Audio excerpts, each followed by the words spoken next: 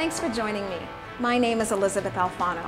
Come with me as I go behind the scenes on FearNoArtChicago.com as we get into the hearts and minds and souls of Chicago's artists.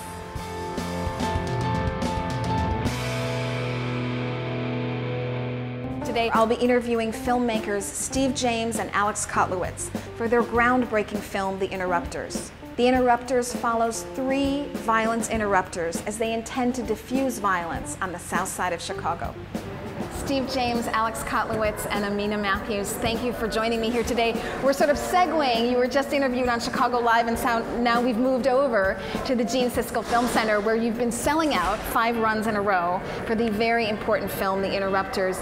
Steve and Alex, please tell me how this film came to be. Ceasefire is an anti-violence group, but was founded by epidemiologist Gary Slutkin, who views the violence as a public health matter. And The Interrupters, with the way he describes them, they're kind of public health workers. Their job description is that they go out and mediate conflicts. Theo Hardiman, the founder of The Interrupters, talks about they listen for whispers in their community. But as we came to realize, as we spent this year with them, is they do a hell of a lot more than just that. I mean, they're mentors, they're family, they're crutches for people, they give a shoulder to folks. Steve and I have been longtime friends, and I was talking to Steve about it. It was one of those rare instances where I thought, this actually, if we could get the kind of access we needed, which I had doubts about, it would make for a terrific film. We just said, let's go see. Let's go meet with the Ceasefire Brass and with some of the Interrupters. And Ameena was one of the people we met with early on to sort of explore, could we get mediations? We wanted to get a few really good ones and then dig in and understand more deeply what's going on there. I had always assumed that violence was gang-related, but Theo Hardiman says that it's actually not. It's one-on-one personal conflict. How that rage just takes over for the smallest of incidents. Right, it does. Lack of education, lack of just breakfast that morning or dinner that night, ego, alcohol, pills, just a lot of factors play into that 30 seconds of rage. Then they have a cousin and they get involved, and then that is when it's categorized as a gang. One of the things that surprised me in the movie is that the antidote, seemingly, for this kind of rage is one-on-one personal attention.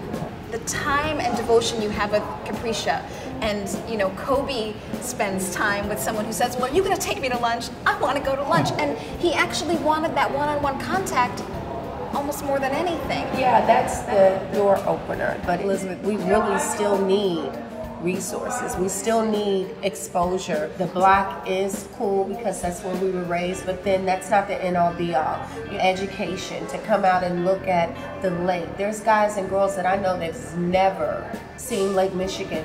They feel so many times that they've been over, so many times that they've been just left for dead. So when you have that one-on-one contact with them and that conversation to let them know, look, I'm not really talking about the guns and the conflict. I'm just really want to know, how you doing today? What's up? They don't have that, but just in the hood, fighting, beefing, ghetto, right? You do what you know. You do what you know. And the flip side of that is you look at the story of Little Mikey and Flamo, and you see the incredible impact Kobe's involvement with them have, but you also see the incredible effect having a job has on both of them. Some stability. Mm-hmm. Right. Yeah. I expected people to be desensitized to death because it's around them so much. And they're not. I saw the grief and the rawness. And so I would expect that to catapult people out of a cycle, and it doesn't. I'm to the girlfriend. I was his son, he was my sky. And I remember one thing before he left out. That day I was talking about everything. I'm finna get a tattoo and Duke and everything. They woke me up out of my sleep and said my baby was gone. That's my baby, that's my heart. It shows that people still have hope and belief and expectation that it shouldn't be this way, that life should be better than this, and that was really heartening. We were learned at a young age violence. So it's going to take a while to deprogram that if someone bumps into me, I don't have to go back and say, hey, you bumped into me, what is your problem? And I'm you up, and swing on it. And it does take the documentary, so the mirror image, so people can look and see themselves on big screen in that behavior. Is that what you're hoping for with this film, that it's a mirror? One of the things that I'm hoping for. Yeah, I think that's one of the things for sure. People who live outside these communities, there's all kinds of ways they can play a role. It could be making donations to an organization, Ceasefire, or other organizations that are working in these communities and trying to do good things. It could be volunteering to be like a mentor. These kids have not been exposed to the wider world.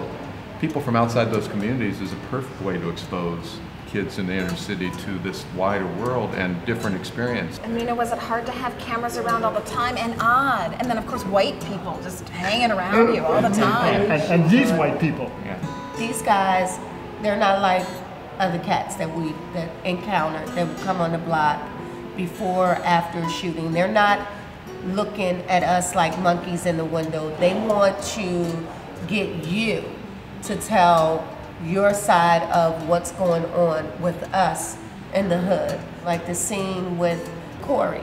This guy just got killed. He was loved by a lot of guys, and they were in attack mode. And you can really see it, and you can feel it out there. It just seemed like a situation where we could kind of come around to the edge and capture it. And there were certain guys I pointed the camera at that were like, and I was like, okay, you know, or they went back behind somebody. And you just have to, I think in those situations, you just have to read a situation and respect. And because we're there at her behest, it's Because especially they knew important that we were be with respectful. me.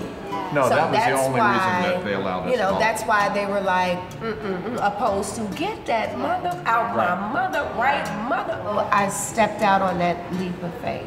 And it was clearly, Elizabeth, it wasn't here. It was clearly from my heart on what I needed to do for our community. When these babies coming home from school, y'all shoot. For real. This is unacceptable for me to be holding this boy, this young man's obituary. Schools, churches, your mama's house, your cars, those are safe zones. Call in and make it known that, you know, you want to see the Interrupters. There you go. Thank you so much for joining me Thank today. you. Thanks for having us. There's an artist and a creative spirit around every corner and in a few movie theaters. Join me on the next episode of FearNoirChicago.com as we get into the unique and fascinating world of the independent artist.